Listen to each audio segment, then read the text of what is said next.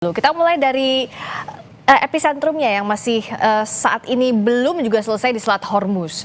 Di tengah belum adanya titik kesepakatan antara Amerika Serikat dan Iran, sekarang Inggris masuk ke sana, Prancis di sana, bahkan ada kapal induk Charles de Gaulle sudah di sana juga. Nah, apa yang bisa kita baca dari pergerakan ini, Mas Kishino?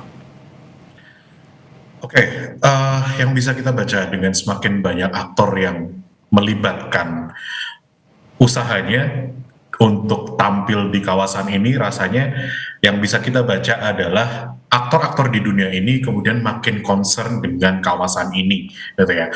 Tekanan terhadap ekonomi mereka, tekanan terhadap politik mereka, kepemimpinan lokal di negara masing-masing itu sedang diuji dengan krisis ini. Beberapa hari yang lalu, The Economist itu merilis data bahwa kawasan-kawasan di dunia ini sudah terdampak cukup berat oleh penutupan Hormuz yang terjadi karena perang ini. Mulai dari misal yang tentu paling jelas adalah dampak soal harga bahan bakar di sekian banyak negara, sekian banyak benua gitu ya. Bahkan fuel shortages itu sudah terjadi cukup parah di Filipina. Kemudian untuk byproduct dari migas yang kita rasakan bahkan di Indonesia gitu ya, plastik itu harganya kemudian meningkat, itu juga terdampak sampai ke Cina. Beberapa negara di kawasan Afrika Timur, Asia Selatan, dan juga Australia mulai terdampak dengan harga pupuk yang tinggi sehingga produktivitas agrikulturnya menurun. Dan ini tentu akan jadi concern buat negara-negara tersebut gitu ya. Mereka akan berupaya untuk menekan Amerika Serikat, Israel, dan Iran untuk segera menghentikan perang. Nah, tapi kalau dengan mengirimkan kapal induknya ke Selat Hormuz, Iran menyatakan tidak happy dengan apa yang sudah dilakukan Eropa. Apa yang Mbak Fauzia lihat? Apakah ini justru semakin memperkeruh suasana di Selat Hormuz? Karena bagaimana membaca apa yang dilakukan ini? Apakah untuk melawan Iran ataukah melawan blokadenya Amerika Serikat, Mbak Fauzia?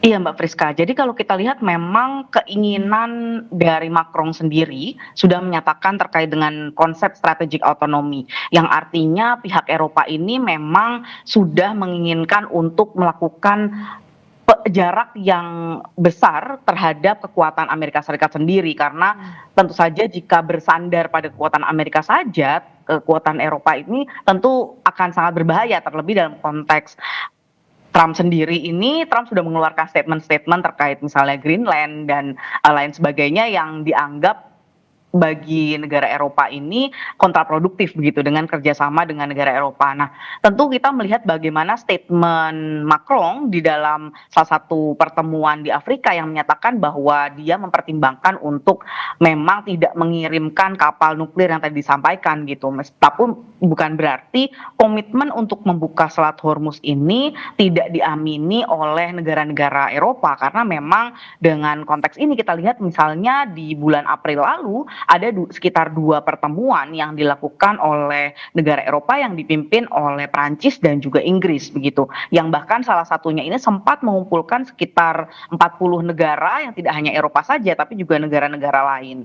Nah, ini sebenarnya bentuk dari memang bukan terkait dengan menyetujui Operation Freedom yang dimiliki oleh Amerika Serikat, tapi lebih sebagai bentuk membuka secara perdagangan nantinya Selat Hormuz, karena kita tahu bahwa dampak tertutupnya Selat Hormuz ini tidak hanya dirasakan oleh negara Teluk yang memang berada di sekitar Selat Hormuz tersebut, tapi justru pada negara-negara Eropa yang hingga saat ini harga gas misalnya sudah sangat tinggi karena juga embargo yang diberikan kepada sumbernya yaitu Rusia misalnya. Nah, dalam konteks ini tentu bentuk dari upaya yang dilakukan oleh Prancis dan Inggris diantaranya juga merupakan lebih bukan mendukung ke Operation Freedom, tapi lebih ke bentuk lain sebagai bentuk teknis dari pembukaan Selat Hormuz sendiri, Mbak Friska.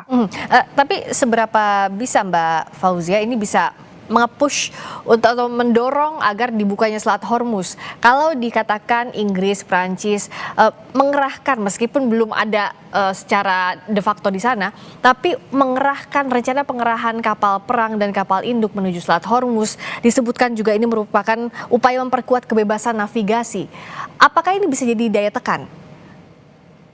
Menurut saya ini mungkin agak sulit ya untuk menekan dalam konteks ini Iran, karena kalau kita lihat sebenarnya yang dikirim misalnya oleh Inggris pasukannya adalah pasukan yang sifatnya sangat teknis gitu ya, bukan Hmm. sangat strategis begitu. Contohnya Jerman, Jerman ini mengirimkan pasukan atau kapal yang dikirim ini adalah kapal yang memiliki kemampuan untuk anti ranjau begitu. Jadi ini lebih lebih terkait bicara tentang secara teknis ini bagaimana nantinya kapal-kapal yang membawa sumber daya minyak dan gas dan lain sebagainya yang dibutuhkan untuk Eropa ini bisa melewati Selat Hormuz dan berlayar ke Eropa begitu. Jadi bicara tentang Oh. bagaimana mengamankan Selat Hormuz dalam konteks ini tentu saja upaya berlayar yang tadi saya sebutkan salah satunya adalah melalui pengiriman kapal yang sifatnya anti ranjau begitu, Ya. Mbak Friska. Jadi untuk lebih ke keamanan pelayaran di Selat Hormuz pasca konflik ini terjadi ya.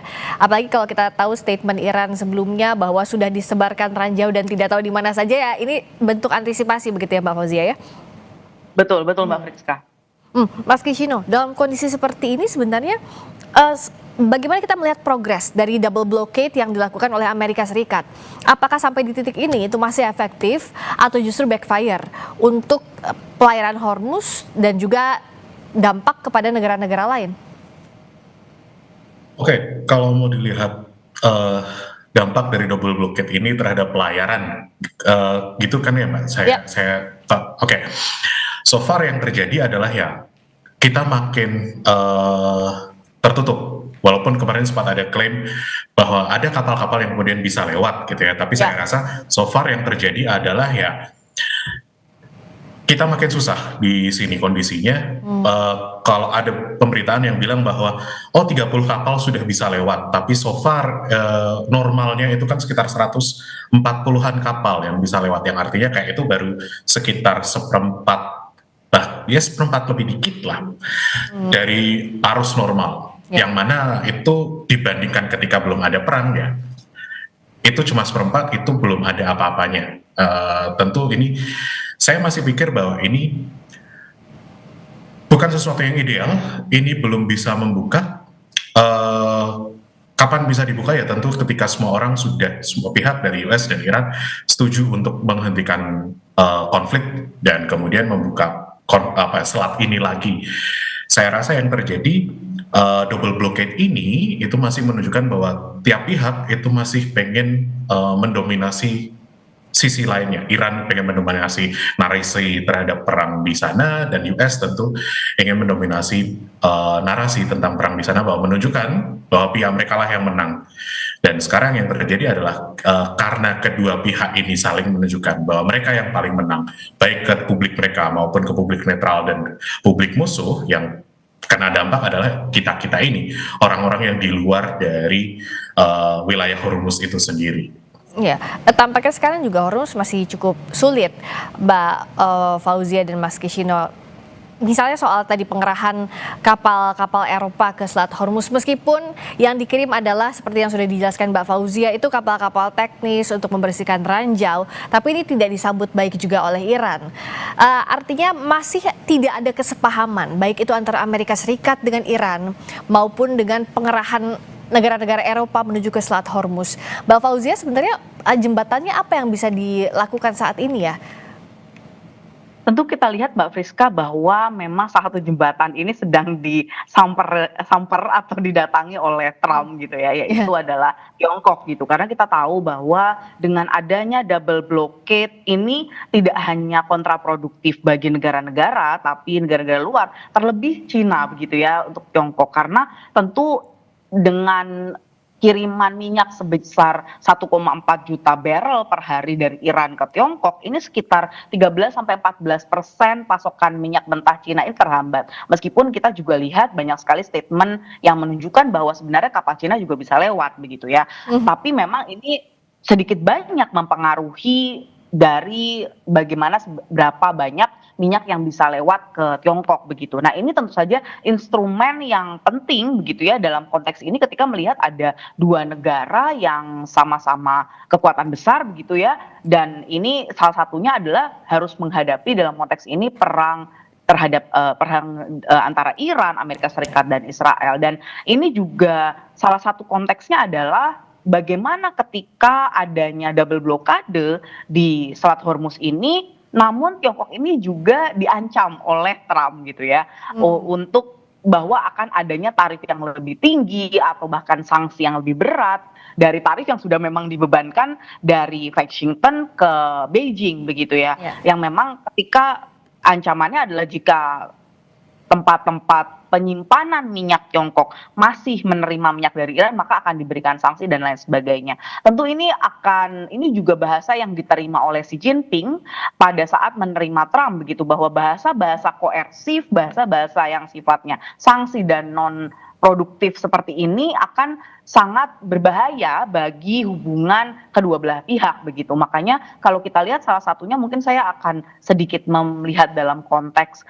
datangnya Trump ke Tiongkok begitu, ke Ya. Beijing beberapa hari yang lalu, adalah bahwa perbedaan bahasa yang digunakan oleh Xi Jinping, meskipun sama-sama diterima oleh Xi Jinping dan sama-sama divisit oleh Trump begitu, ada dua perbedaan, Mbak. Pada 2017 bahasa yang digunakan oleh Beijing ketika menerima Trump adalah bahasa yang sifatnya non konfrontatif gitu ya. Oh. Nah, sedangkan bahasa yang digunakan oleh Beijing saat ini ketika menerima Trump adalah peaceful coexistence. Ini ada dua sudut pandang begitu ya. Ada sudut pandang yang berbeda, padahal dilakukan oleh dua aktor yang sama-sama Xi Jinping dan Trump, dan hanya perbedaan waktu. Namun kita harus lihat bagaimana China di 2017 dan China di 2026 adalah dengan kekuatan militer dan ekonomi yang berbeda begitu.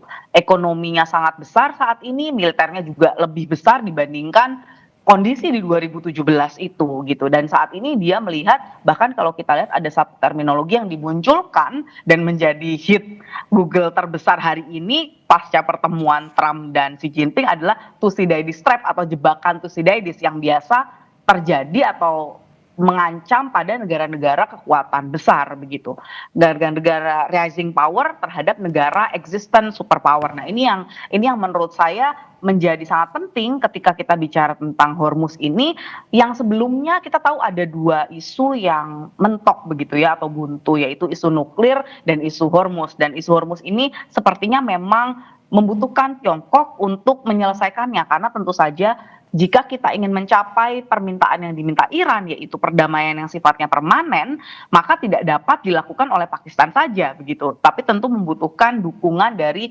negara-negara besar termasuk dari Tiongkok. Ya, apalagi soal jebakan Thucydides ini kan jadi perbincangan, kenapa harus dilontarkan dan apa maknanya gitu ya Mbak Fauzia ya. Seberapa impactful itu? Iya, kalau kita bicara tentang jebakan Thucydides ini memang adalah sudah banyak dibicarakan oleh analis dalam konteks ketika kita melihat proyek atau trajektori Cina akan segera menambah kekuatan dari segi militer maupun ekonomi. Karena konteks terhadap jebakan Thucydides ini dijelaskan oleh teori yang sebenarnya dijelaskan oleh Graham Allison untuk menjelaskan bagaimana ketika kekuatan besar itu akan digantikan oleh kekuatan baru, Mbak. Nah, ini sebenarnya teori yang sudah digambarkan dari beberapa studi kasus, tidak hanya Tiongkok dan Amerika Serikat. Bahkan dia melihat, dan ketika konteks Thucydides trap ini adalah jebakan ketika negara yang rising power ini ingin mengalahkan atau akan mengalahkan negara yang superpower, maka biasanya terjadi konflik atau perang, Mbak. Nah, ini yang disebutkan oleh Xi Jinping bahwa dia tidak ingin kedua belah pihak begitu ya, antara Amerika Serikat dan Cina nantinya berperang untuk menentukan siapa superpower berikutnya begitu. Tapi kalau kita lihat dari teori sendiri, sebenarnya apakah mungkin tidak terjadi perang? Sebenarnya mungkin, Mbak. Bahkan dalam konteks perang dingin itu adalah bentuk dari keberhasilan tidak terjadinya Thucydides trap. Jadi tidak terjadi perang dunia 3 waktu itu, waktu perang dingin. Jadi itu salah satu konteks dalam menjelaskan statement Xi Jinping terkait dengan Thucydides trap, Mbak. Kalau Mas Kishino membaca soal Thucydides trap-nya ini apakah jangan sampai ada Athena versus Sparta lagi, itu yang dimaksudkan oleh Xi Jinping. Nah, tapi bagaimana kalau dari kacamata Mas Kishino? Oke, terkait Thucydides trap gitu ya, saya setuju bahwa itu memang mengungkapkan bahwa ketika ada rising power itu kemudian biasanya akan terjadi perang dengan the already established power. Jadi katakanlah Cina sekarang sebagai kekuatan yang baru naik, kemungkinan besar akan berperang dengan US sebagai superpower yang sudah established gitu ya. Dan throughout history kita melihat beberapa pergantian dari superpower pertama digantikan superpower kedua biasanya terjadi dengan perang. Nah, cuma ada anomali dengan perang dingin kemarin. Tidak terjadi perang besar langsung antara Soviet Union atau Uni Soviet dengan Amerika Serikat waktu itu. Cuma tetap aja terjadi perang di luarnya melalui perpanjangan tangannya atau istilahnya proksinya dari Amerika Serikat dan Soviet Union. Ya. Cuma ya yang harus harus disyukuri dalam tanda kutip gitu ya, bahwa oke, perangnya relatif dalam skala yang lebih kecil sehingga dampaknya tidak terlalu besar. Nah, kalau kemudian dibawa ke konteks sekarang Cina dan Amerika Serikat gitu ya, dalam pertemuan Presiden Trump dan Xi Jinping pada minggu ini, saya melihatnya gini, Cina dalam omongannya itu mengakui bahwa paling tidak di momen sekarang Cina itu belum siap kalau harus berperang dengan Amerika Serikat. Ya. Karena saya melihatnya gini, aktor-aktor negara-negara itu biasanya cukup rasional. Ketika mereka akan berperang, mereka akan melihat bahwa siap nggak ya dalam perang ini, besok saya akan menang atau enggak. Nah, dalam perhitungan Xi Jinping, saya mungkin melihatnya bahwa mereka, oke, sekarang kita belum siap untuk berperang dengan Amerika Serikat, at least secara terbuka. Sehingga yang dilakukan adalah apa? Ya kita bersaing tapi bukan secara militer, tidak harus kemudian perang terbuka, kita lakukan dengan cara yang lain. Kita cari kesempatan untuk melemahkan AS, sembari kita membeli waktu, kita buying time untuk memperkuat diri kita sendiri. Makanya kemudian ya tone atau nada suara, pilihan diksi yang dipakai oleh Xi Jinping pada pertemuan kali ini adalah ya menunjukkan bahwa kita harus koeksis, kita harus berdiri, hadir beriringan di panggung dunia. Jadi yang diutamakan adalah oke, sekarang at least kita in public friendly dulu, urusan kita bersaing nanti ya itu di belakang kita tahu sama tahu aja gitu lah. Tapi in public kita in a friendly term lah hubungannya. Nah makanya saya membacanya bahwa ini masih di dalam kepentingan mereka, in the best interest of China dan US untuk kemudian janganlah perang sekarang. Cina merasa belum siap dan saya lihat juga AS tidak siap. Dalam artian bukan militernya, bukan logistiknya, gitu ya, bukan angkatan perangnya, tapi lebih ke dukungan publiknya. Ya. Untuk perang di Iran saja dukungan publiknya terhadap Presiden Trump itu sudah menurun. Anggota Senat di AS itu memang sudah mencoba menghentikan Presiden Trump dengan war effort voter plan-nya, act-nya. Jadi yang 60 hari itu harus maksimal, tapi cuma kemudian gagal terus. Tapi ada beberapa anggota Republikan, partainya Donald Trump, yang mulai berpindah ke sisi Demokrat. Jadi menunjukkan ada pergeseran. Yang ini yang harus diperhatikan oleh Presiden Trump, bahwa sooner or later dia akan ketemu midterm election atau pemilu sela di besok November, dan tentunya dia akan concern gimana caranya mempertahankan dominasinya di Senat, dominasinya di Kongres. Ya, kalau dia nggak pegang itu, ya collapse government-nya dia. Itulah kenapa nggak mungkin Amerika Serikat memilih perang dengan Tiongkok, apalagi ya. Karena itu juga kita akan bahas lebih lanjut lagi soal hubungan bilateral antara Amerika Serikat dan Tiongkok, termasuk sejumlah poin kesepakatannya yang bahasa sederhananya agree to disagree. Sepakat untuk nggak sepakat lah Amerika Serikat dan Tiongkok ini, plus juga apakah secara lebih jauh lagi bisakah Tiongkok ini jadi mediator di tengah masih panasnya Amerika Serikat dan Iran. Sesaat lagi kami kembali di Breaking News Kompas TV. Selamat pagi, Anda masih menyaksikan Breaking News Kompas TV. Masih bergabung dengan pakar hubungan internasional Universitas Parahyangan, Mas Kishino Bawono, juga peneliti senior Indo-Pacific Strategic Intelligence, Mbak Fauzia Cempaka Timur. Kita masih membedah tadi banyak hal, mulai dari Hormuz sampai juga pertemuan antara Amerika Serikat dan Tiongkok. Kita terakhir tadi bahas soal pertemuan Xi Jinping dan Donald Trump, karena ini yang masih menarik.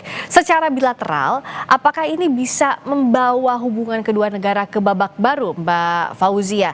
Ya, kalau bahasanya adalah persaingan terukur, sepakat untuk tidak sepakat, akan apa yang berbeda lanskap hubungan bilateral antara Amerika Serikat dan Tiongkok, Mbak Fauzia? Pertama saya ingin membaca bahwa dari Amerika sendiri ini datang dengan sudah ketidakpercayaan gitu ya, sudah tidak ada trust. Buktinya adalah sebelum naik ke atas pesawat gitu ya, rombongan Trump dan juga menteri-menterinya, juga rombongan CEO yang datang ini, salah satu laporan menyebutkan mereka ini harus meninggalkan cell phone atau ponselnya dan gadgetnya ini di negara tempat sebelum berangkat, negara di Amerika Serikat gitu ya. Jadi ketika berangkat ke Tiongkok ini mereka membawa gadget baru yang memang khusus untuk dipakai di sana. Nah, ini menunjukkan bagaimana sebenarnya memang ada ketidakpercayaan begitu ya secara kemampuan digital dan juga kemampuan yang dimiliki oleh Tiongkok, nantinya kekhawatiran akan terjadi tapping atau terjadi penyadapan dan lain sebagainya, ini yang menimbulkan akhirnya pertama berangkat sudah harus meninggalkan tadi ponsel. Nah, yang kedua adalah tentu kita lihat bagaimana ada tanda yang ingin dikirimkan Trump ketika membawa serta para CEO ini. Karena kita lihat CEO yang dibawa ini siapa saja sih? Ada misalnya Tim Cook, lalu misalnya bos Nvidia, dan juga misalnya Elon Musk, itu diantara beberapa CEO lain dan juga menteri lain.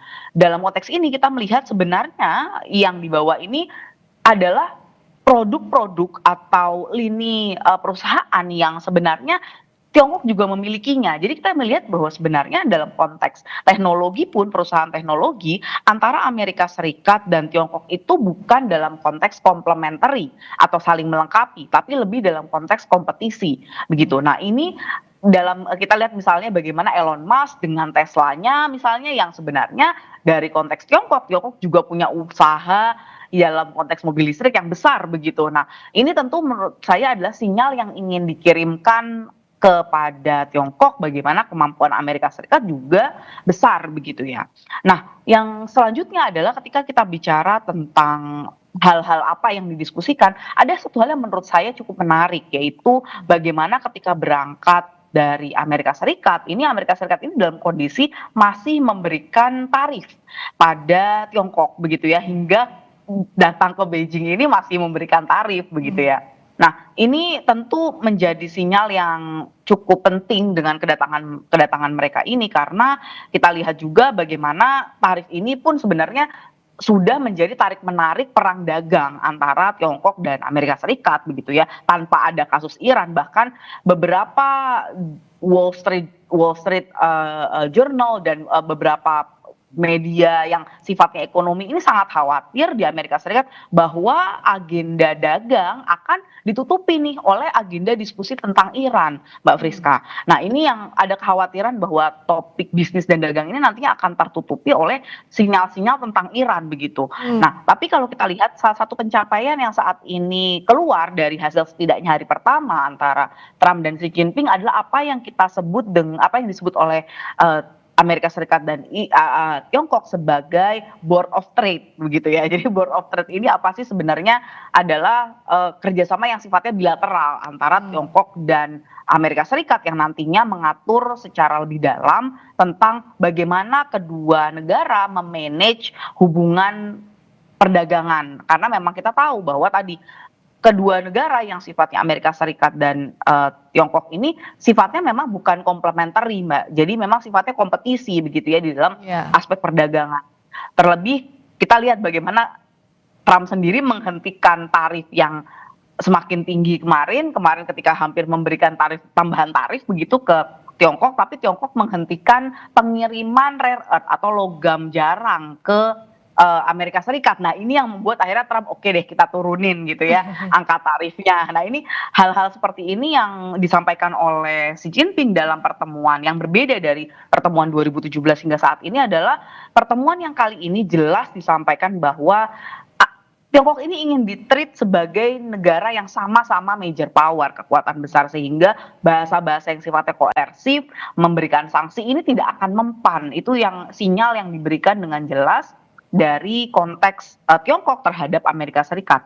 Nah, dan bagaimana juga kita membaca seberapa besar butuhnya Amerika Serikat kepada Tiongkok? Karena datang ke Tiongkok, Trump sendiri membawa high profile pejabat yang diajak ke sana. Belum lagi CEO dari Amerika Serikat, Mas Kishino. Sementara Tiongkok ini kan tidak dikejar waktu apa-apa. Kalau Trump ini akan dikejar waktu dari mulai perang Iran dan juga menuju midterm election. Apa yang bisa kita lihat seberapa butuh Amerika Serikat terhadap Tiongkok dalam konteks ini? Oke, kalau ditanyakan seberapa butuh Amerika Serikat terhadap Cina gitu ya, pertama yang saya kepikir itu adalah gini, banyak suara yang didapatkan oleh Republikan dan Presiden Donald Trump kemarin itu datang dari petani di Amerika Serikat. Nah, masalahnya hasil tani dari Amerika Serikat itu kemudian banyak dijual ke Cina. Dan kemarin ketika ada perang dagang terutama terkait tarif yang diberikan oleh Presiden Trump terhadap Cina, itu Tiongkok gitu ya, kemudian juga dibalas oleh Tiongkok dengan membatasi impor dari Amerika Serikat. Salah satu produk yang kena itu adalah produk agrikultur dari Amerika Serikat. Dan ini kemudian artinya apa? Memberikan dampak negatif kepada petani-petani Amerika Serikat. Nah, masalahnya kemudian, again, saya kembalikan ke urusan pemilu besok November gitu ya.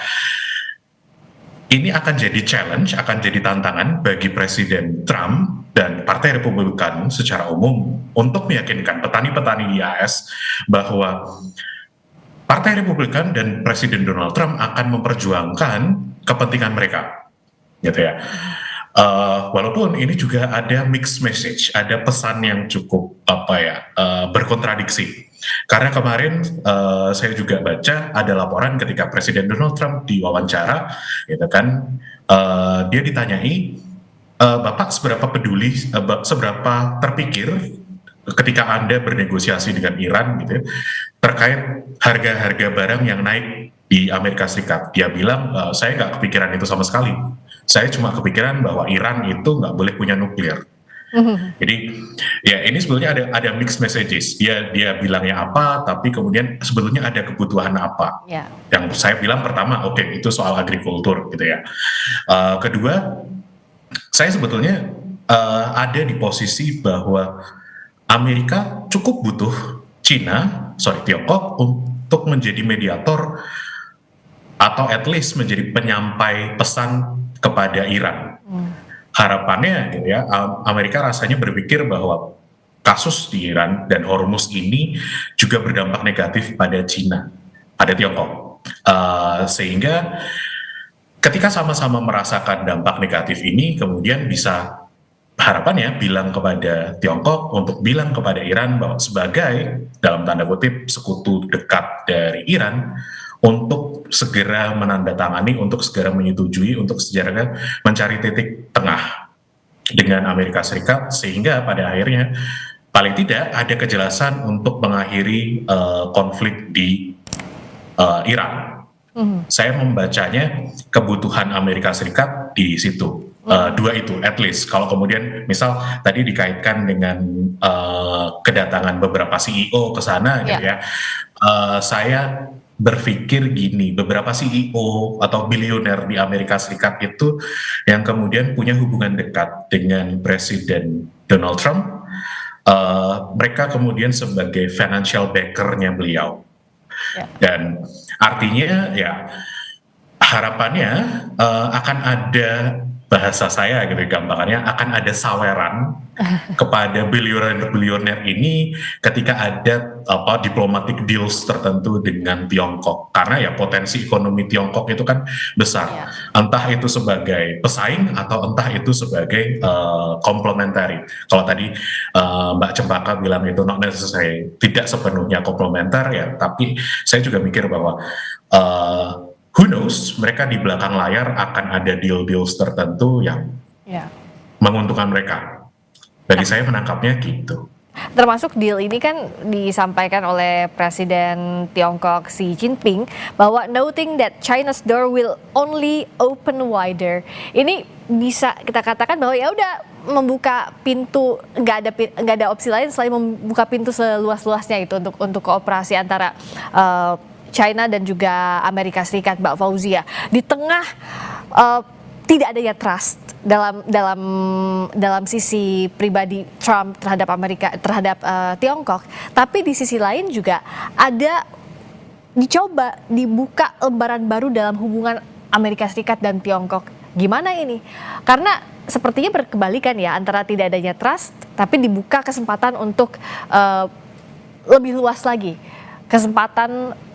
ada kesepakatan bisnis atau ekonomi antara Tiongkok dan Amerika Serikat. Gimana Mbak Fauzia? Oke, memang betul Mbak Friska. Jadi kalau saya melihatnya justru meskipun tidak tadi sifatnya komplementer gitu ya, dan sifatnya memang kompetitif, tapi memang dengan Trump ini mengajak serta Elon Musk dan Tim Cook diantaranya keduanya. Ini adalah dua orang dan juga tadi dengan Nvidia misalnya, ini adalah tiga perusahaan yang memiliki exposure terbesar terhadap pasar Cina, Mbak. Pertama, misalnya kita lihat dari Elon Musk. Ini Tesla ini punya pabrik yang sangat besar bahwa di Shanghai, yang bahkan disebutkan Gigafactory Shanghai, Tesla factory gitulah, yang memiliki memproduksi sangat besar jumlahnya untuk kendaraan Tesla begitu, dengan kapasitasnya ini yang berada di Shanghai ini sekitar lebih dari 50% dibandingkan dengan perusahaan Tesla dimanapun. Nah yang kedua adalah misalnya kita lihat dari konteks Tim Cook yang dari Apple gitu ya. Apple sendiri ini mengassemble, jangan lupa bahwa iPhone yang kita gunakan begitu ya, ini lebih dari 90% produknya ini di Tiongkok begitu, dibuatnya di assemble-nya ini di Tiongkok gitu. Jadi ini menunjukkan pesan yang sama. Nah, Nvidia sendiri kenapa sih kok dia diajak, adalah karena memang salah satu poin yang dilakukan oleh Trump ketika tarif ini diberlakukan lalu tidak mempan begitu ya, karena setelah itu Tiongkok ini masih juga mengeluarkan kebijakan, yaitu menghentikan sementara pengiriman logam jarang ke Amerika Serikat. Yang dilakukan berikutnya adalah strategi atau taktik berikutnya yang dilakukan oleh Trump adalah menghentikan pengiriman chip oleh Nvidia gitu. Nah, dalam konteks ini kita lihat apa sih sebenarnya kaitan dari ketiga hal tadi begitu, bahwa dalam membuat chip begitu ya, atau teknologi semikonduktor ini membutuhkan logam jarang atau rare earth yang banyak dimiliki oleh Tiongkok begitu. Nah dalam konteks ini tentu saja tanpa logam jarang tidak bisa membuat semikonduktor, tidak bisa membuat chip begitu ya. Nah punya chip juga kalau tidak punya teknologinya ini juga tidak bisa membuat pengayaan modernisasi dalam konteks persenjataan, AI dan lain sebagainya. Jadi dalam satu sisi mungkin memang dalam konteks AI dan juga chip dan semikonduktor, bisnis semikonduktor memang sebenarnya komplementer begitu, sehingga ketika yang tadi salah satu Tiongkok menyetop rare earth dan lalu Amerika Serikat menyetop pengiriman chip teknologi Nvidia, ini jadi sama-sama merugikan begitu ya.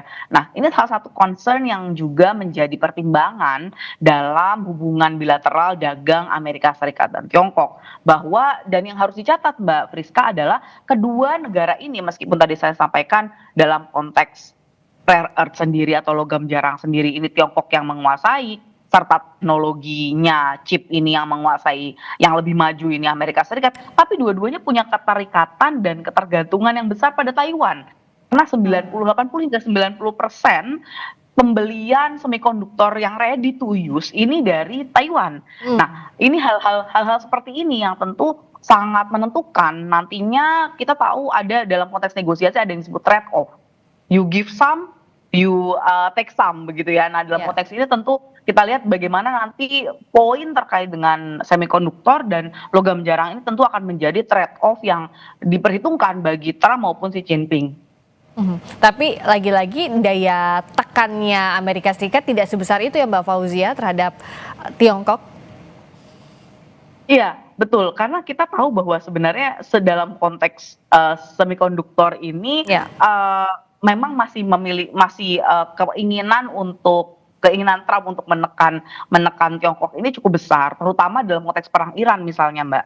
Ini tentu tidak mungkin Trump ini meminta Tiongkok untuk memilih gitu ya, apakah memilih Iran atau Amerika Serikat. Ya. Sudah jelas tentu pilihannya adalah Iran, tapi juga di sisi lain kita lihat dari statement-statement yang dikeluarkan oleh Xi Jinping, tentu tidak mungkin juga Xi Jinping di depan secara terang-terangan begitu ya menyatakan bahwa oh kita mendukung Iran gitu. Karena apa? Karena jangan lupa bahwa Tiongkok juga adalah penyimpan devisa dalam bentuk US dollar terbesar nomor 3 di dunia gitu ya. Jadi kalau misalnya dalam konteks ini keterikatan antara dolar yang dimiliki oleh Tiongkok dan juga Amerika Serikat ini sangat sangat rumit begitu. Jadi tidak bisa tentu saja yang dilakukan oleh Trump nantinya dalam konteks tekanan terhadap kesepakatan yang nantinya akan dicapai dengan Iran ini tidak dapat serta-merta dilakukan oleh Tiongkok berpihak pada Trump begitu atau berpihak pada Amerika Serikat. Bahkan kalau kita lihat Mbak, statement yang hari ini dikeluarkan oleh White House official terkait dengan 2 kesepakatan terkait dengan Iran, misalnya yang pertama tentang bagaimana dukungan untuk tetap menjalankan freedom of navigation. Ya. Nah itu yang pertama terkait dengan Selat Hormuz. Yang kedua adalah dukungan dari Tiongkok bahwa Iran tidak boleh memiliki senjata nuklir. Nah dalam konteks ini sebenarnya itu 2 hal yang non issue begitu ya, yang sebenarnya dari awal sebelum terjadi perang tanggal 28 Februari itu sudah tidak ada gitu ya, yang memang Hormuz memang terbuka dan memang Iran juga tidak memiliki senjata nuklir. Jadi ini menurut saya adalah cara yang sangat elegan begitu ya dari Tiongkok menunjukkan bahwa oh ya kita mendukung cause yang dimiliki oleh Amerika Serikat. Karena jangan lupa bahwa Amerika Serikat juga pulang dari Beijing harus membawa kemenangan, harus membawa oleh-oleh untuk konstituen domestiknya begitu. Nah ini yang saya rasa sangat dimengerti oleh pihak Tiongkok, Mbak. Dan kalau kita lihat juga seperti yang dikatakan tadi, ya oke, agree untuk 2 kesepakatan tadi, termasuk juga kalau di panggung PBB kita pasti melihat Tiongkok tidak mungkin secara terang-terangan misalnya menggunakan vetonya, tapi abstain setidaknya untuk menjaga posisinya, begitu ya Mas Kishino ya? Yes. Dan Sorry. ya silakan Sorry. Mas Kishino. Dengan kondisi begini Tiongkok ya lebih banyak abstain termasuk di panggung PBB, artinya apa yang coba ingin ditunjukkan Tiongkok terhadap posisinya saat ini di tengah konflik antara AS dan Iran, tapi di sisi lain juga dia harus menjaga hubungan dan punya kepentingan untuk menjaga hubungan ekonomi dengan Amerika Serikat. Kondisi Tiongkok sekarang kemudian kok dengan kondisi habis ketemu Trump tapi kemudian punya dukungan dengan Iran gitu ya, saya akan melihatnya bahwa Tiongkok ini ibaratnya main di 2 kaki gitu ya. Dia punya hubungan yang agak susah untuk dilepas dengan Amerika Serikat, hubungan ekonomi yang sudah saling terjalin dari sekian lama, baik itu secara government to government maupun business to business, itu sudah cukup dalam, yang kalau tiba-tiba diretakkan karena konflik gitu ya, itu dampaknya juga besar dan rasanya tidak semudah itu untuk disembuhkan gitu ya, misalkan dalam perang. Saya yakin itu jadi pertimbangannya mereka juga, bahwa oke, at least kita coba openly menunjukkan friendliness, walaupun kemudian di belakang saya yakin gitu ya masih ada tensi, bahwa mereka sadar bahwa the next, kalau mereka mau menggantikan Amerika Serikat sebagai global superpower ya cepat atau lambat gitu ya, mereka akan cari momen untuk mengalahkan Amerika Serikat, baik itu dengan perang terbuka maupun enggak. But who knows, at least for now mereka milih jalan yang lebih peaceful, non-konfrontasional gitu ya. Dan balik ke 2 kaki, di 2 kaki yang saya bilang satunya adalah di mana dengan hubungannya dengan Iran. Kredibilitas Tiongkok, kalau kemudian dia tidak menyatakan dukungan terhadap Iran gitu ya, itu akan dipertanyakan oleh sekutu-sekutu mereka lainnya, entah itu North Korea atau Korea Utara, entah itu Rusia, entah itu Mongol, entah itu negara-negara di Afrika gitu ya. Kalau dia tidak memberikan dukungan publik terhadap Iran, ya orang-orang akan bertanya, kamu sebagai sekutu, kamu beneran sekutu atau enggak sih gitu. Dan ada hubungan dekat dengan Iran yang ingin dipertahankan, seperti yang tadi Mbak Cempaka bilang gitu ya. Saya setuju, saya mendapatkan data yang sama bahwa mayoritas minyak yang dijual oleh Iran itu kemudian akan berujung di Tiongkok. Dan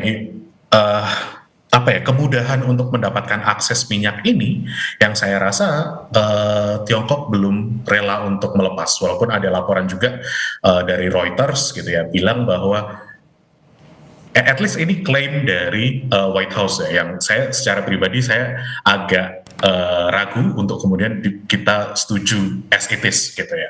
Mungkin kita bisa take it with a grain of salt, kita agak skeptis, tapi at least ada klaim bahwa pihak Tiongkok itu tertarik untuk membeli minyak dari Amerika Serikat, yang artinya ini ada indikasi bahwa Tiongkok ingin melepaskan ketergantungan dari minyak yang didapatkan dari Timur Tengah.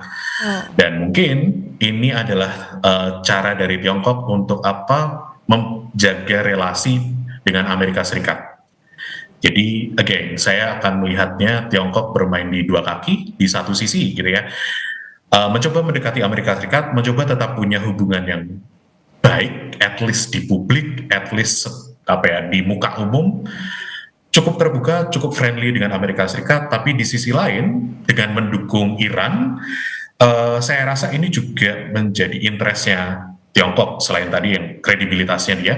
Nah, saya juga melihat bahwa dengan mendukung Iran untuk melawan Amerika Serikat, Tiongkok itu jadi punya posisi tawar bahwa Amerika Serikat ketika berkonflik dengan Iran itu pada satu titik itu akan menunjukkan kelemahan Amerika Serikat.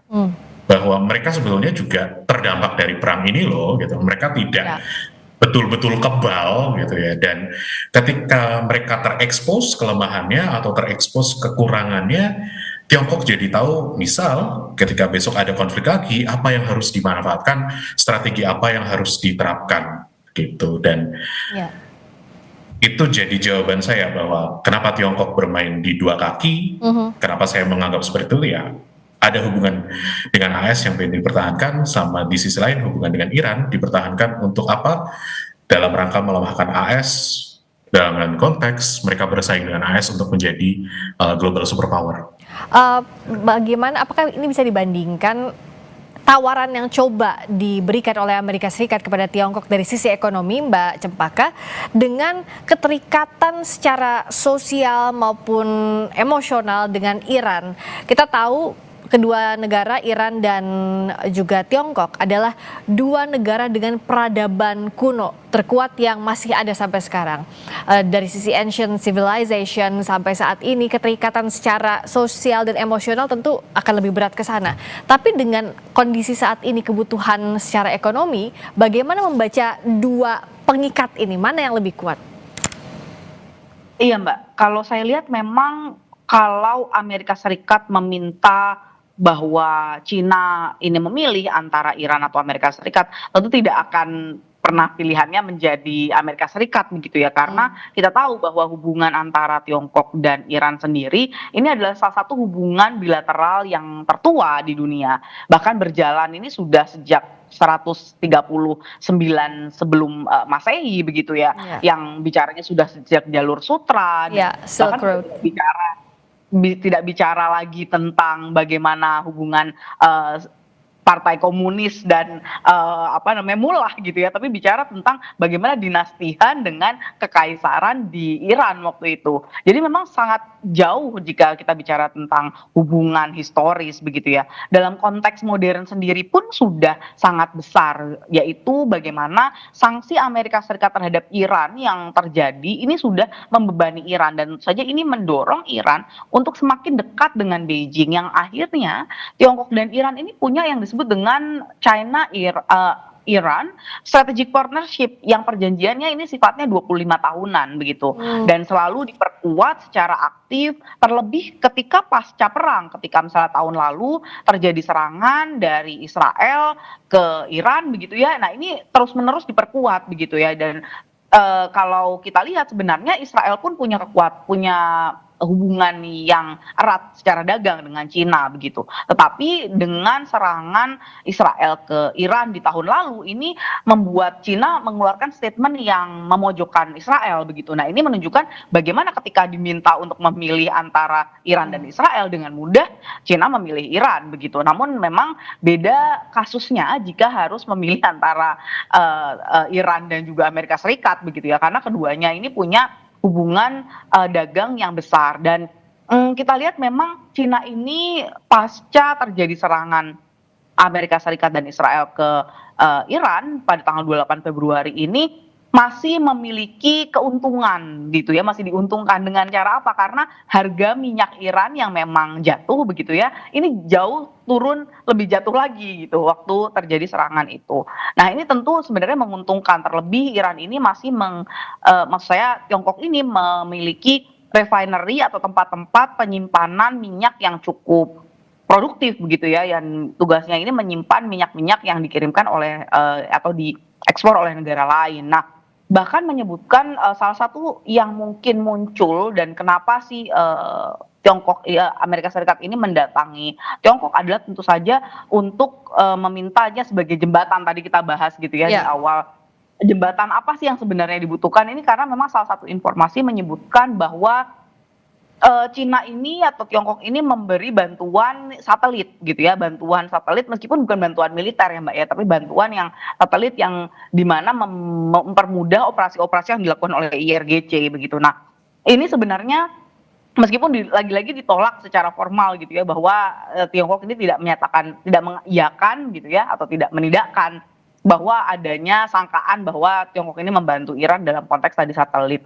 Seperti itu. Nah, ini tentu kalau misalnya kita lihat bagaimana hubungannya ini sudah berkelindan tidak hanya di ekonomi, tapi secara historis juga tadi secara militer, tentu ini akan semakin besar artinya, karena kalau kita lihat ada bahkan dari China-Iran Strategic Partnership tadi, ada bahkan pertukaran yang sifatnya militer juga Mbak gitu. Jadi ini dalam konteks ini tentu berkelindan aspek-aspeknya ini sangat banyak dan tidak akan mudah begitu ketika misalnya Amerika Serikat meminta apakah Tiongkok memilih Iran atau Amerika Serikat, sehingga yang paling mungkin adalah tentu saja setidaknya satu menekan Iran agar membuka Selat Hormuz secepat-cepatnya begitu, karena tentu saja ini Iran juga merugikan Tiongkok jika Hormuz ini tetap ditutup begitu ya. Nah, yang kedua adalah tentu ketika membuat global consensus, kita tahu bahwa tujuan Iran bukan gencatan senjata saja, tapi perdamaian yang sifatnya permanen.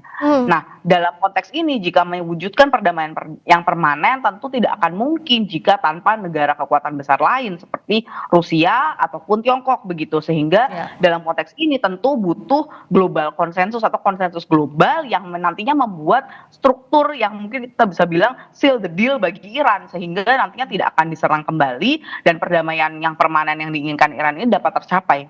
Mbak Friska. Meskipun untuk poin yang kedua, saat masuk poin ini pasti yang disampaikan Amerika Serikat adalah nggak boleh punya senjata nuklir. Itu yang harus dijanjikan oleh Iran. Itu juga yang jadi bottleneck sampai sekarang kan Mbak Cempaka ya?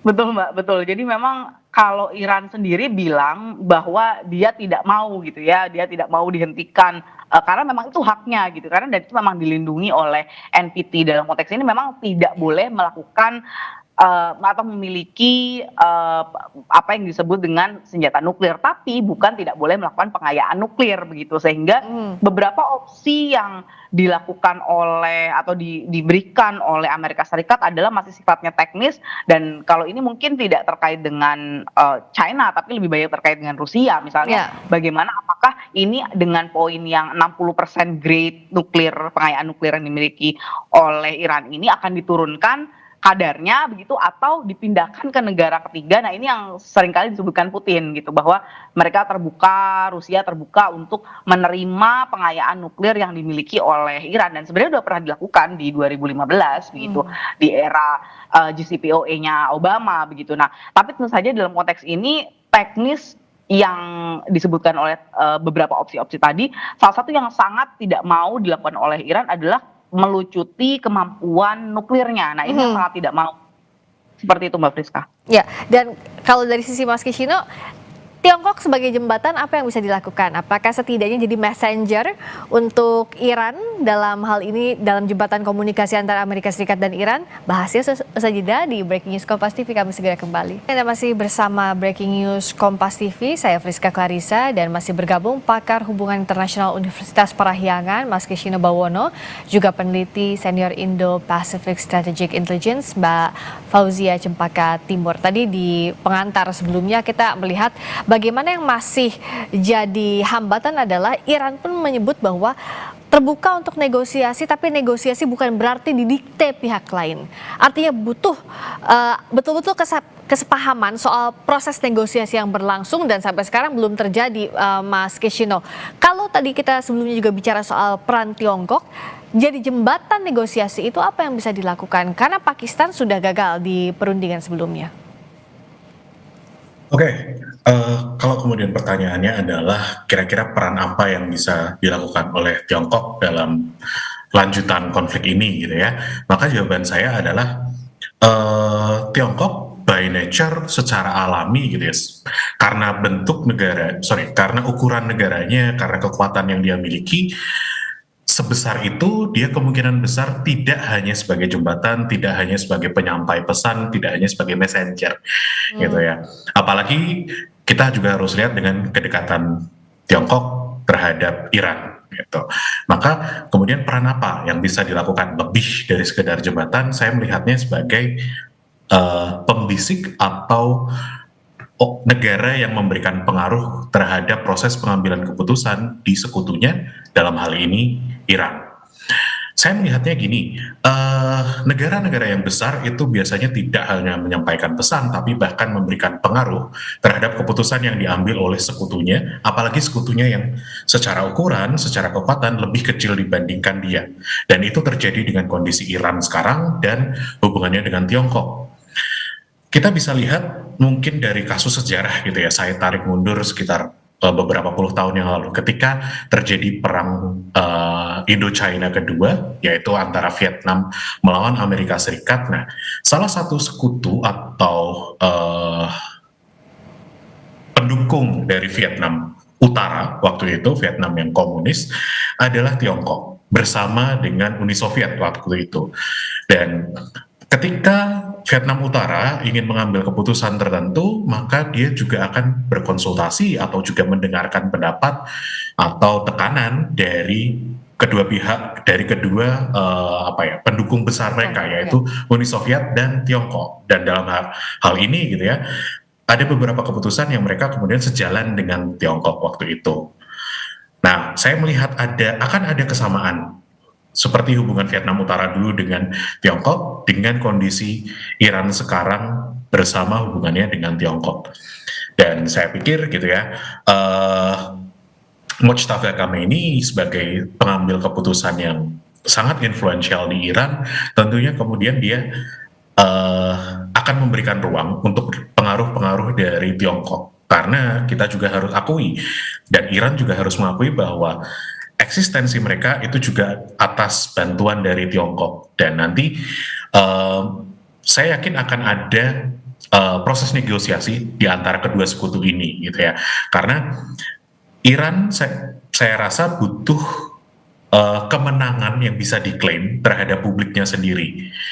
Iran butuh proses negosiasi dengan Amerika Serikat yang tidak sepenuhnya memalukan, sehingga bisa dijustifikasi ke publik bahwa apa yang mereka gapai dari proses perundingan dengan Amerika Serikat itu cukup terhormat, cukup bisa dibilang kepada publik mereka bahwa kita menang loh, sehingga eksistensi rezim dari Khamenei ini bisa berlanjut. Karena kalau dalam proses perundingan mereka kemudian dipermalukan, publik kemudian jadi punya senjata lagi untuk memprotes rezimnya. Sebagai informasi saja gitu ya, rezim Iran beberapa kali ini, bahkan kemarin di akhir Januari, pokoknya awal tahun ini gitu ya, mereka mengalami protes besar. Dan allegedly, terutama dari media barat gitu ya, ada tuduhan bahwa pihak Iran ini sebetulnya kemudian menangkap besar-besaran dan bahkan kemudian membunuh para protestor di Iran. Mereka protes karena apa? Karena tekanan ekonomi terhadap masyarakat Iran itu makin besar, harga-harga makin naik dan semacamnya, sehingga masyarakat Iran protes. Ini belum kemudian kalau kita lihat ada gelombang-gelombang protes sebelumnya seperti yang cukup besar di 2022 terkait Masya Amini, terkait kebebasan publik Iran bertentangan dengan gimana Iran menginterpretasikan ajaran agamanya gitu ya. Jadi saya kembalikan ke poin awal tadi gitu ya, bahwa Tiongkok kemungkinan akan memberikan pengaruh kepada Iran supaya segera mencari titik temu dengan Amerika Serikat, entah itu apapun bentuknya. Kalau tadi sudah dibilang bahwa Ya. Tiongkok pun setuju bahwa Iran tidak akan mengembangkan senjata nuklir dan Hormuz harus dibuka, dan Iran tidak menggunakan Hormuz sebagai senjata diplomatik mereka. Itu sudah satu langkah yang nampaknya bisa jadi red line atau basis di mana Tiongkok bernegosiasi dengan Iran. Nah, nanti cuma tinggal gimana Iran membalas kepada Tiongkok bahwa demand mereka akan seperti apa sebagai baseline-nya, dan itu yang juga harus diselaraskan dengan bagaimana nanti demand mereka kepada Amerika Serikat supaya Iran again tidak dipermalukan. Itu jawaban saya. Dan Iran pasti akan demand poin-poin yang tidak merugikan mereka, Mbak Cempaka. Kalau poin-poin tadi, apa kira-kira terms and conditions yang bisa diterima oleh Iran soal Selat Hormuz dibuka, lalu juga soal tidak ada senjata nuklir yang dimiliki Iran, apa-apa kira-kira ya yang bisa membuat Iran menyetujui hal ini? Iya Mbak, kalau saya melihat Mbak Friska memang terkait dengan Selat Hormuz ini sudah disampaikan oleh Iran begitu ya, bahwa Iran ini mau untuk membuka Selat Hormuz begitu ya, dan mengembalikannya di dalam konteks awal begitu, dalam kondisi yang awal. Tetapi memang yang berbeda adalah going forward keinginan Iran adalah berkoordinasi dengan pihak Angkatan Laut Iran begitu ketika melewati, meskipun hal ini dibumbui atau diinfokan bahwa alasannya adalah terkait dengan adanya beberapa ranjau yang masih ada di beberapa tempat yang di sekitar Selat Hormuz, yang dalam konteks ini tentu menjadi sangat berbahaya jika tanpa koordinasi lewat begitu. Nah, ini itu poin pertama yang menurut saya tentu bisa menjadi poin yang disepakati bersama antara Tiongkok dan juga Iran, yang dalam hal ini Tiongkok ini mendorong Iran agar membuka Selat Hormuz begitu ya. Dan yang kedua, namun saya lihat ada satu bahasa diplomasi yang sama Mbak, yang digunakan. Jangan lupa bahwa 1 pekan sebelum Trump datang, ini Arakci udah datang duluan Mbak ke Beijing gitu ya. Meskipun tidak bertemu dengan Xi Jinping, bertemunya dengan Wang Yi, sesama Menteri Luar Negeri. Nah, tapi memang menurut saya adalah ada satu bahasa yang sama yang menurut saya ini sebenarnya bahasa yang disampaikan juga oleh Arakci hari ini di konferensi BRICS, konferensi Menteri Luar Negeri BRICS di India hari ini gitu ya, bahwa dan bahasa ini bahasa yang sama yang dibawakan oleh Xi Jinping di depan Trump begitu, yaitu dalam konteks ini Tiongkok tidak mau hubungan yang dibangun antara kedua belah pihak gitu ya dengan Amerika Serikat ini dibangun berdasarkan terminologi yang sifatnya koersif seperti sanksi, embargo, dan juga bahasa-bahasa yang sifatnya kontraproduktif terhadap kerjasama begitu. Nah, ini juga penyampaian yang sama dengan Arakci. Arakci menyampaikan hal yang sama, bahwa untuk mencapai keputusan yang sifatnya diplomatik tidak bisa menggunakan military means atau tidak bisa menggunakan alat militer atau operasi militer. Nah, ini yang beberapa kali kan coba untuk dibangun narasinya oleh Amerika Serikat bahwa mereka siap secara militer dengan mengirimkan misalnya 3 kapal induk. Kita tahu beberapa pekan lalu ada 3 kapal induk yang berada bersama-sama di daerah CENTCOM di Timur Tengah begitu ya. Nah, ini sebenarnya penyampaian yang serupa begitu yang antara disampaikan oleh Xi Jinping di Tiongkok gitu ya, dan Arakci menyampaikannya dalam konteks di pertemuan di BRICS gitu, bahwa negara-negara termasuk Iran gitu ya tidak akan menerima bahasa yang sifatnya koersif gitu, dan salah satu menurut saya adalah ini yang sebenarnya bisa menjadi jalan tengah antara Iran dan juga Amerika Serikat yang dijembatani oleh Tiongkok begitu Mbak dalam konteks Hormuz. Namun kita juga harus lihat bagaimana nantinya salah satu poin yang menurut saya jarang dibicarakan karena memang tidak terkait langsung dengan Iran adalah poin terkait Taiwan begitu. Nah, poin Taiwan ini adalah red line bagi Tiongkok. Maksudnya adalah jika misalnya Amerika Serikat memberikan konsesi lebih terkait dengan Taiwan, bukan tidak mungkin dalam konteks Iran ini juga Tiongkok ini mau memberikan konsesi lebih meskipun memang juga Tiongkok sendiri juga tidak memberikan dalam konteks ini adalah sifat-sifat bantuan-bantuan langsung terhadap Amerika Serikat, tapi tentu saja jika terjadi konsesi, pemberian konsesi lebih terkait dengan isu Taiwan begitu ya terhadap Tiongkok, dan ini kita tidak harus membacanya dalam bentuk misalnya perjanjian, tapi misalnya ketika nanti selesai bertemu besok akan jadi hari terakhir kunjungan Trump ke Beijing gitu ya.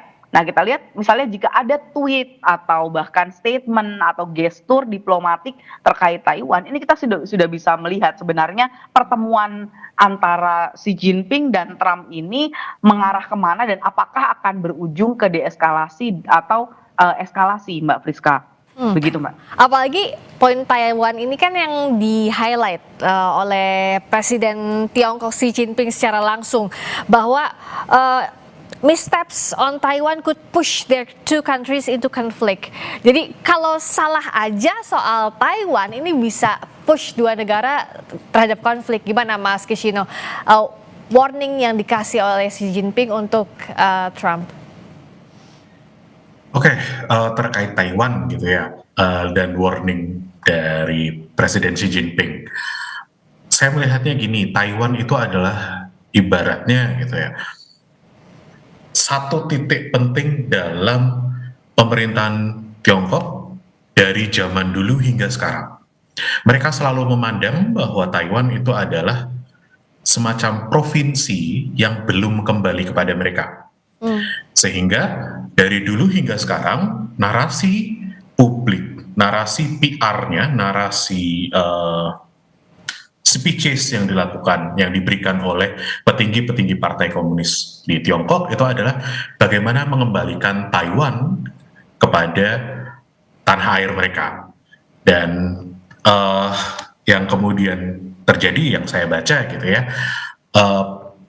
pemerintah AS ketika datang bersama delegasinya ke Beijing ini gitu ya,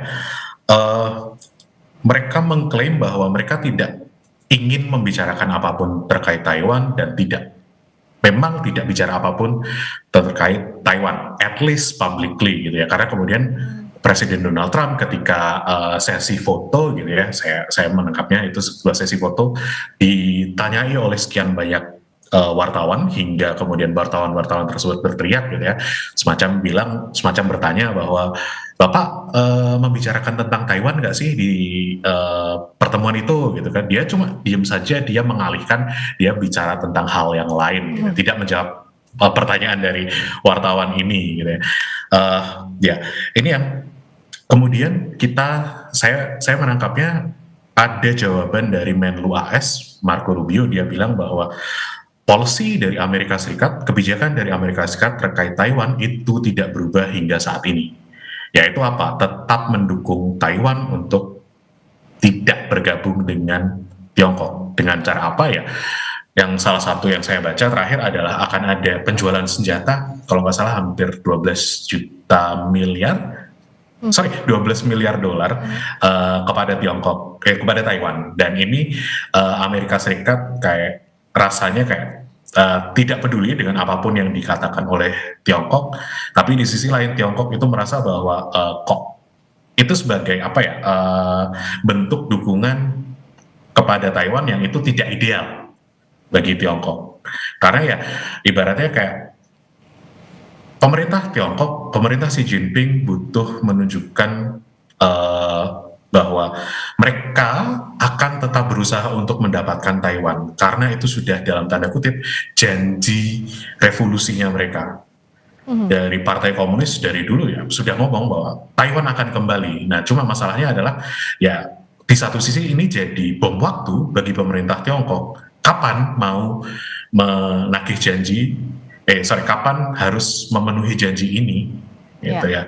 Yang itu saya sebagai pengamat gitu rasanya kayak itu cuma tunggu waktu, bukan permasalahan akan dilakukan atau tidak, itu tunggu waktu karena kadang ya eh, pemerintahan tertentu itu dipaksa oleh waktu, dipaksa oleh kondisi untuk menepati janjinya, even itu untuk melakukan agresi. Nah, so far beruntungnya kita adalah tidak ada justifikasi yang cukup besar untuk melakukan agresi. So far pemerintah Tiongkok masih bisa ibaratnya kayak memberikan janji-janji palsu, menunjukkan aksi-aksi simbolik bahwa iya kita akan mengembalikan Taiwan. Jadi, again jawaban saya adalah Taiwan itu red line-nya Tiongkok, itu yang mereka selalu berdiplomasi ke banyak negara bahwa either antara kamu memilih Tiongkok atau Taiwan. Kamu tidak boleh punya hubungan kedua-duanya, kamu silahkan pilih. Dan beberapa negara saya baca, terutama kayak di Amerika Latin, itu mulai kemudian beralih menutup kedubes, menutup perwakilan Taiwan yang ada di wilayah mereka untuk kemudian digantikan dengan Tiongkok. Saya membacanya gitu poin Taiwan dan negosiasi antara US dan Tiongkok kali ini. Nah, karena itulah Mbak Cepaka, ini red line-nya, bagaimana bisa memaknai mishandled atau missteps yang dimaksud Presiden Xi Jinping kepada Presiden US Donald Trump itu apa sih? Ada beberapa memang sinyal yang dinyatakan oleh Jinping gitu ya, yang menyatakan bahwa beberapa hal ini akan menjadi red line bagi hubungan antara Jinping dan juga Trump dalam konteks yang lebih besar adalah Amerika Serikat dan Tiongkok. Bahkan ini juga sudah disampaikan di dalam pemberitaan Xinhua gitu ya, yang keluar hari ini tanggal 14 Mei yang menunjukkan sebenarnya kita tahu bahwa tanggal 14 Mei pagi tadi begitu ya, 13 Mei-nya itu Trump sudah datang. Tapi indikasi bahasa sinyal diplomasi dan sinyal yang melalui pemberitaan di media, cover yang muncul di Xinhua bukan cover kedatangan Trump begitu ya, tapi malah pertemuan antara Xi Jinping dengan pemimpin Tajikistan yang juga baru saja datang ke Beijing gitu. Nah ini sebenarnya sinyalemen yang sebenarnya sudah cukup clear ketika kita bilang tadi pertanyaan Mbak Friska begitu ya, siapa yang pegang upper hand, siapa yang mendominasi diskusi, sebenarnya kita bisa lihat dari sini gitu bahwa Xi Jinping ingin menunjukkan bahwa kedatangan Amerika Serikat atau kedatangan Trump ini sebenarnya hanya one of the many gitu ya. Jadi kedatangannya ini tidak hanya tamu agungnya ini bukan aja Anda saja gitu ya. Nothing special gitu ya Mbak Cempaka ya. Nothing special gitu. Jadi nah ini menurut saya sinyalemen seperti ini yang seharusnya dibandingkan dengan tweet atau dibandingkan dengan press release tentu lebih berdampak begitu ya Mbak ya. Nah kalau kita bicara tadi kita sudah bicara tentang Taiwan. Poin yang kedua tentu adalah poin bagaimana ini secara eksplisit begitu ya. Dia menyatakan bahwa pesan untuk domestik Amerika Serikat sendiri adalah dengan Trump adalah ketika berhubungan dengan Amerika Serikat, dengan berhubungan dengan Tiongkok, maka gunakanlah jalur yang sama begitu, bahwa dalam konteks ini presiden dengan presiden, lalu sistem dengan sistem, menteri luar negeri dengan menteri luar negeri dan lain sebagainya. Dalam hal ini adalah sebenarnya ada pemberitaan di Xinhua ini juga yang bisa kita baca begitu, bahwa keinginan Tiongkok ini untuk duduk sejajar tapi bukan dengan sifat yang koersif begitu. Nah, yang lain adalah poin tentang perdagangan yang tadi kita cerita bahwa salah satu poin yang diblok begitu ya, pembatasan ekspor teknologi yang dilakukan oleh Amerika Serikat menyusul tarif yang diberlakukan oleh Trump begitu ya terhadap Tiongkok ini, dan juga bahkan yang juga oleh Tiongkok sendiri dibalas dengan penghentian pengiriman logam jarang. Nah ini sebenarnya juga merupakan red line yang menurut saya juga kita bisa lihat besok Mbak secara definitif apakah terjadi pengurangan. Kalau saya agak optimis melihat akan dilakukan konsesi yang akan diberikan oleh Amerika Serikat adalah penurunan tarif untuk Tiongkok, Mbak. Nah, ini mungkin akan karena ini juga isu perdagangan ini red line bagi Tiongkok begitu ya. Dan ketika konsesi terkait perdagangan ini tidak diberikan oleh Amerika Serikat, maka isu lain ini crumble gitu ya. Isu yang lain ini jadi tidak akan bisa dinegosiasikan oleh Amerika Serikat begitu.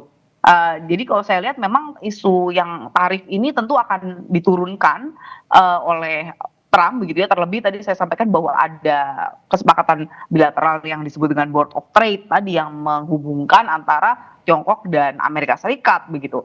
Nah, ini tentu akan menjadi poin-poin puzzle-puzzle yang memperkuat bagaimana nanti trade off serta konsesi yang akan diberikan oleh kedua belah pihak gitu dalam hal terutama juga masih terkait dengan Iran, dalam konteks Iran ini gitu. Seberapa besar konsesi yang diberikan oleh Amerika Serikat begitu ya di antara isu-isu yang tidak hanya tadi tentang Taiwan tapi juga tentang tarif, tentang perdagangan, lalu juga tentang bicara tentang Thucydides trap dan lain sebagainya. Ini adalah satu hal yang tentu saling berkaitan satu sama lain, tidak hanya satu isu saja gitu bahwa Teheran saja gitu, tapi tentu ada satu, dua, tiga bahkan banyak hal yang saling berkelindan dan saling mempengaruhi satu sama lain. Jadi pihak mana yang ingin memberikan konsesi lebih banyak dan di aspek yang lain tentu dia akan mau didengarkan juga keinginannya gitu, Mbak. Jadi saya melihat demikian, Mbak. Dan dalam kondisi seperti ini dengan daya tawar Tiongkok dan kondisi Tiongkok yang lebih menguntungkan dibandingkan Amerika Serikat, semestinya Amerika Serikat yang banyak memenuhi poin-poin itu ya Mbak Cempaka? Ya, satu poin yang menurut saya agak telak dan dibawa oleh Trump adalah memang dengan belum tercapainya negosiasi dengan Iran. Ini adalah poin telak yang sebenarnya dari sebelum terjadinya meeting dengan Xi Jinping ini, itu sudah ditekan berkali-kali. Bahkan kalau kita lihat Trump ini menyatakan akan membuat glow gitu ya di Iran. Bahkan tekanan-tekanan yang sifatnya dari tweet, bahkan juga pengiriman pasukan untuk menekan dan juga melakukan serangan terhadap beberapa kargo yang sifatnya berarti sebenarnya operasional kinetik gitu ya Mbak ya. Ini sebenarnya all means sudah dilakukan oleh Trump untuk menekan agar tercapai kesepakatan sebelum dia berangkat ke Beijing hari ini. Kenapa? Karena dia membutuhkan bukti bahwa ini saya didengarkan oleh Iran begitu ya. Sehingga ketika datang di Beijing dia datang dengan muka depan gitu ya. Tapi dalam konteks hari ini kita lihat karena belum tercapai, tentu satu sisi Trump ini datang dengan dominasi yang di bawah begitu. Bahkan kita lihat tidak hanya terkait dengan isu yang sifatnya bisa kita kuantifikasi gitu ya, kita bisa lihat secara definisi, tapi kita juga misalnya lihat bagaimana gestur Trump misalnya ketika bersalaman gitu ya, dia ingin menjadi pihak yang lebih besar gitu ya dengan dalam konteks bersalaman dengan Xi Jinping, lalu dia ingin menarik tangan terlebih dahulu dan lain sebagainya. Nah, ini gestur-gestur yang sebenarnya ingin disampaikan juga oleh Trump bahwa dia dominating meskipun tadi datang dengan kondisi belum mencapai kesepakatan dengan Iran begitu. Dan yang menariknya di satu sisi kita bahas soal negosiasi lalu juga upaya perundingan baik itu antara AS Iran maupun dengan Tiongkok. Tapi di sisi lain Amerika Serikat bahkan bilang merencanakan akan melancarkan operasi Sledgehammer. Lah gimana antara negosiasi tapi di satu sisi mengancam akan bikin operasi palu godam. Kayaknya nggak nyambung. Nah apa yang bisa kita baca dengan upaya menekan Amerika Serikat terhadap Iran? Sesaat lagi kita bahas di Breaking News Kompas TV. Masih bersama kami di Breaking News Kompas TV, saya Friska Clarissa, juga masih bergabung pakar hubungan internasional Universitas Parahyangan, Mas Kishino Bawono, juga peneliti senior Indo-Pacific Strategic Intelligence, Mbak Fauzia Cempaka Timur. Katanya Amerika Serikat mau negosiasi sama Iran, tapi awas kalau enggak ada operasi Sledgehammer, dikasih palu godam. Ini apa sih sebenarnya yang mau disampaikan Mbak Cempaka dari langkahnya US ini?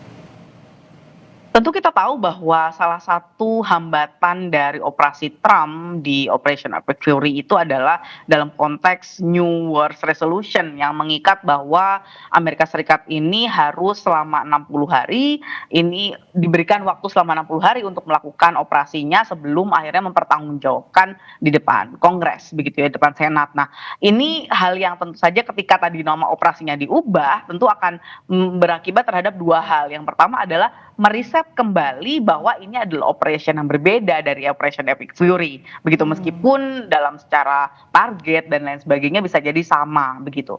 Yang kedua adalah bahwa ada narasi yang berbeda, begitu ya, ketika disebutkan operasi yang awalnya Epic Fury sekarang jadi operasi Sledgehammer, ini tentu saja akan memberikan narasi yang berbeda di dalam negeri, begitu, karena kita tahu hal ini juga tentu saja akan berakibat tentang elektabilitas Trump, begitu, karena dari Operation Epic Fury ini yang sebelumnya mungkin jumlah yang mendukung ini besar, begitu ya, di atas 50%, ini lama-lama sejak perang ini semakin lama tidak selesai, ini dukungan ini semakin turun di bawah 30% saja dari dukungan untuk Epic Fury ini. Dengan mengubah namanya jadi Sledgehammer, sebenarnya bentuknya adalah jika terpaksa diplomasi ini tidak tercapai dan buntu lagi, maka mereka sudah siap untuk operasi baru, yaitu operasi Sledgehammer.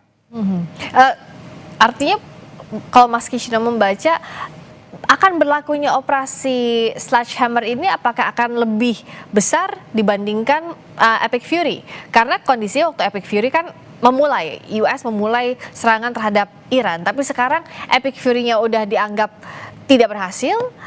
Dengan operasi yang baru, apakah kepercayaan publik terutama di US akan bisa diraih oleh Trump?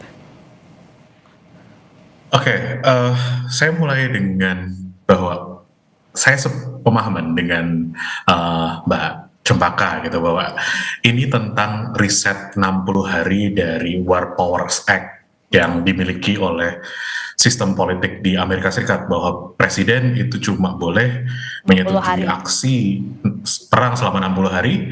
Setelah itu harus ada proses pertanggungjawaban di depan Kongres dan Senat. Dan walaupun selama ini Kongres dan Senat gagal untuk kemudian menggunakan undang-undang ini untuk mengekang presiden Amerika Serikat, dan kemarin pun juga salah satu votingnya gitu ya, Presiden Trump itu sudah membenarkan bahwa kan sudah ada ceasefire, jadi hostilities atau permusuhan, aksi-aksi sudah berhenti. Jadi tenggat waktu 60 hari ini juga sudah diriset lagi gitu. Jadi ini cara dia untuk mengakali sistem hukum legal formal di Amerika Serikat, itu satu. Terus kemudian kedua, saya melihatnya ini sebagai tekanan dari Amerika Serikat kepada Iran, bahwa kalau kita masih belum ada maksudnya Amerika Serikat dan Iran belum ada persetujuan apapun gitu ya, ya kita siap kok untuk kemudian lanjut lagi berkonflik lagi, lanjut lagi untuk berperang lagi. Dan saya selalu bilang gitu ya, bahwa dalam proses deeskalasi menuju perundingan itu sering terjadi eskalasi. Salah satu bentuk eskalasinya adalah apa? Ancaman. Nah, cuma masalahnya gitu ya, akankah beneran di follow up atau tidak, itu yang kita selalu menduga-duga, karena kita bicara tentang Presiden Donald Trump yang so far beliau itu susah untuk ditebak apakah dia akan konsisten dengan omongannya, karena dia ibaratnya pagi bilang apa, malamnya kemudian sudah berubah menjadi sesuatu yang lain lagi, dan itu kontradiktif gitu. Di sisi lain juga kita melihat Presiden Donald Trump itu terkenal dengan taco atau Trump always chicken out gitu ya, di depan bicara garang, bicara menakutkan, mengancam ini itu, tapi kemudian di akhir hari dia kayak tidak following up itu, tidak menunjukkan bahwa dia benar-benar serius dengan ancamannya. Jadi apakah akan lebih keras, apakah akan lebih heboh gitu ya serangan Amerika selanjutnya? Saya rasa melihat data yang ada gitu ya, mereka kelihatannya masih akan seperti ini saja. Karena saya pikir kalau kemudian eskalasi, mereka katakanlah melakukan serangan yang lebih besar, tidak hanya serangan udara atau kemudian serangan dengan misil, misal dengan serangan yang lebih pasukan daratnya masuk, Amerika Serikat masih butuh justifikasi yang lebih besar di depan publiknya untuk eskalasi yang lebih besar. Dengan intervensi, dengan keterlibatan dalam perang seperti ini saja dia sudah tidak populer. Kalau mau kemudian eskalasi lebih besar, saya rasa itu tanpa ada justifikasi yang benar-benar bagus. Itu political suicide, itu bunuh diri politik dari Presiden Donald Trump. Karena kemudian ya, publik AS kemudian kayak, loh kita ngapain makin terlibat dalam perang ini, gitu, tanpa ada justifikasi yang besar. Nah saya rasa gitu, jadi kalau kemudian ditanyain, apakah akan ada retaliasi yang lebih besar dibandingkan kemarin, secara justifikasi belum ada, sehingga saya pikir mereka akan masih relatif sama-sama saja. Jadi ini adalah resetting 60 hari dari War Powers Act, dan ini jadi bentuk bahwa ancaman, jadi bentuk tekanan bagi Iran untuk segera datang ke meja perundingan. Saya menangkapnya. Nah, kalau bagaimana menarik ke meja perundingan, apakah Mbak Cempaka kepercayaan publik Amerika Serikat juga bisa didapatkan kalau ada hal produktif dari perundingan antara Amerika Serikat atau pertemuan bilateral antara Amerika Serikat dan Tiongkok? Saya rasa jika hasil apapun yang keluar dari Trump maupun Xi Jinping dan dari pertemuan kehadiran Trump di Tiongkok, di Beijing begitu ya.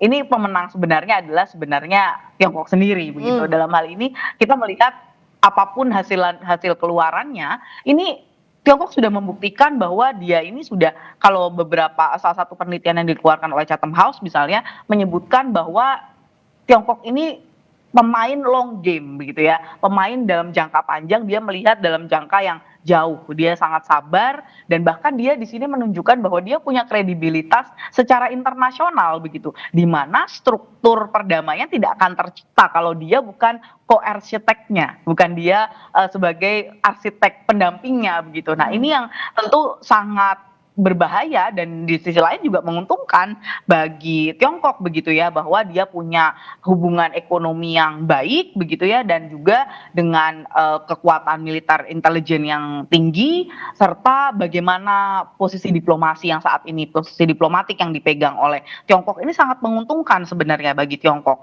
Nah kita lihat juga salah satu hal yang tentu sangat berdampak adalah nanti bagaimana negara-negara Teluk juga akan melakukan pertemuan China and Gulf Country Summit di bulan Juni begitu. Nah ini tentu saja hasil keluaran apapun yang keluar dari pertemuan Trump dan Xi Jinping begitu ya, ini akan menentukan juga bagaimana negara Teluk ini nanti akan memperlakukan kerjasama dengan Amerika Serikat dan kerjasama dengan Tiongkok begitu. Jadi hasil keluaran ini tidak hanya menentukan bagaimana perang di Iran apakah akan tereskalasi atau terdeeskalasi begitu, tapi jujur akan mengeluarkan bentuk-bentuk baru dari regionalisme, dari tatanan dunia bahkan dalam konteks ini. Tapi apapun hasil yang dikeluarkan, baik terkait dagang maupun terkait diplomasi maupun terkait Iran, ini saya rasa yang memiliki upper hand saat ini Tiongkok, dan Tiongkok ini termasuk sabar begitu. Jadi memang tidak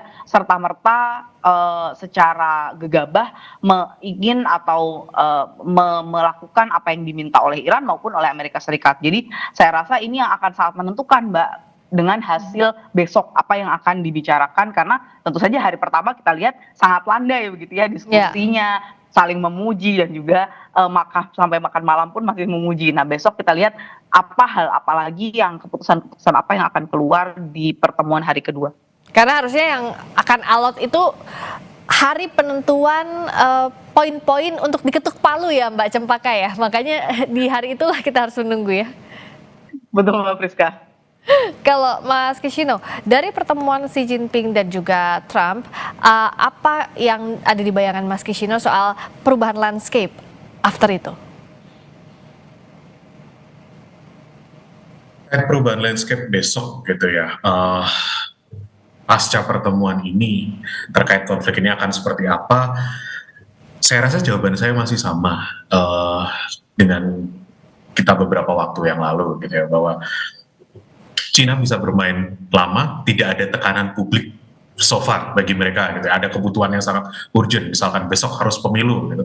Nggak ada, tidak terjadi di sana. Mereka bisa terserah kapan aja gitu. Selama Presiden Xi Jinping merasa aman, struktur politiknya, dukungan politiknya, dia bisa playing the long game. Ekonomi Tiongkok di satu titik gitu ya, mereka sangat komando, jadi tergantung dari pemerintah pusatnya, pemerintah pusat pengen apa, ya itu yang kemudian akan coba untuk dilakukan, sehingga tekanan publik terhadap ekonominya pun tidak akan serepot yang terjadi kalau itu kita bandingkan di Amerika Serikat. Maka ya perubahan lanskap eh, saya pikir masih akan gitu-gitu saja gitu ya.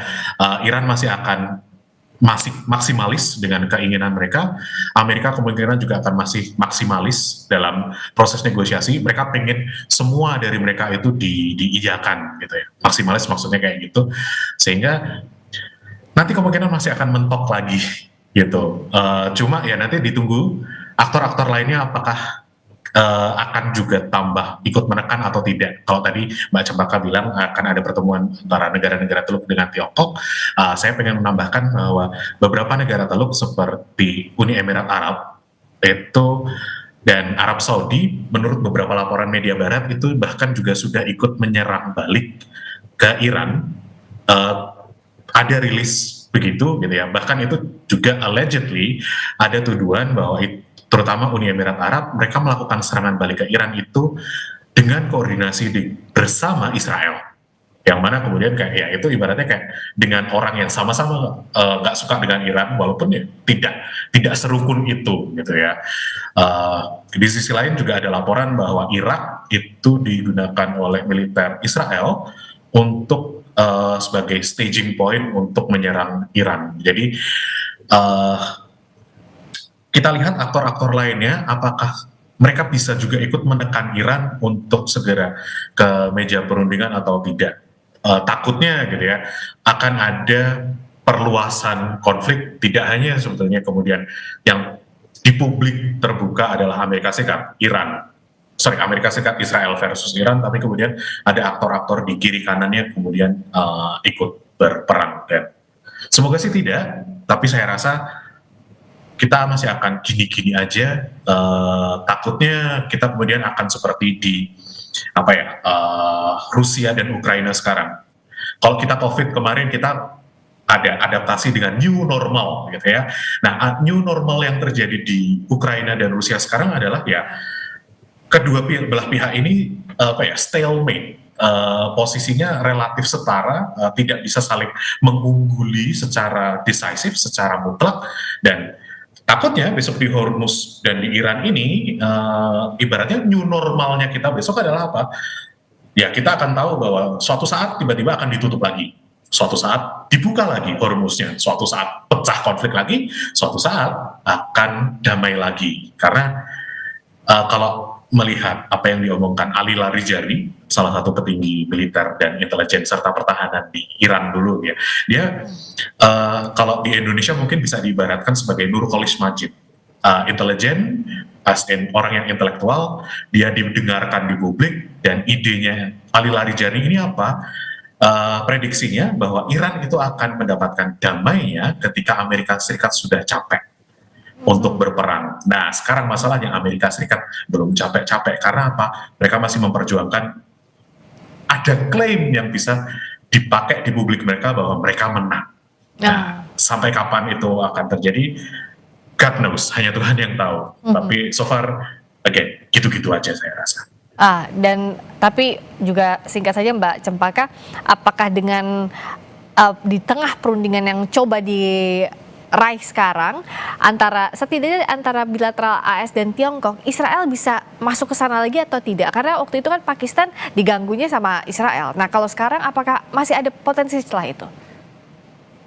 Tentu ini menjadi potensi terus ya, karena memang tidak hanya dalam konteks ini, dalam konteks negosiasi-negosiasi sebelumnya pun Israel ini seringkali menjadi yang nakal gitu ya dalam hal ini, yaitu mengganggu proses negosiasi yang sedang mau dicapai begitu. Jadi tentu saja ini masih ada potensi. Tapi saya tadi sampaikan Mbak bahwa dengan terikatnya dagang juga antara Israel dan Tiongkok, sebenarnya ketika Tiongkok tadi mau up their game gitu ya, tidak hanya melalui back channel diplomasi, tapi mungkin membuat sebuah, apalagi dengan posisinya sebagai presidensi Dewan Keamanan PBB saat ini, misalnya membuat sebuah resolusi atau bahkan menggolkan negosiasi dengan Amerika Serikat dan Iran, tentu ini akan menjadi poin yang membuat Zionis Israel ini berpikir 1000 kali mungkin ya, tapi memang tadi kalau misalnya bentuknya masih back channel diplomasi, tentu masih akan ada potensi besar bagi Israel untuk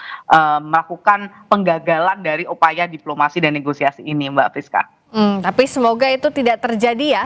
Kita harapkan demikian karena sudah terlalu panjang perangnya, lalu juga semakin banyak aktor yang terlibat, semakin tidak selesai-selesai juga tensi di Selat Hormuz hingga saat ini. Tapi yang jelas tampaknya hari terakhir perundingan antara Amerika Serikat dan Tiongkok inilah yang masih kita tunggu ya.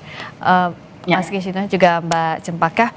Terima kasih sudah bersama-sama 2 jam ke belakang di Breaking News Kompas TV. Terima kasih pakar hubungan internasional Universitas Parahyangan, Mas Kishino Bawono, juga peneliti senior Indo-Pacific Strategic Intelligence, Mbak Fauzia Cempaka Timur, sudah bersama-sama di Breaking News Kompas TV. Selamat pagi, sudah ganti sekarang sapaannya dari selamat malam ke selamat pagi. Selamat pagi Mas Kishino juga Mbak Cempaka. Selamat pagi pemirsa. Selamat pagi, terima kasih. Dan saudara, ini jadi akhir Breaking News kali ini. Tetap saksikan Kompas TV, independen, terpercaya. Saya Friska Clarissa, sampai jumpa.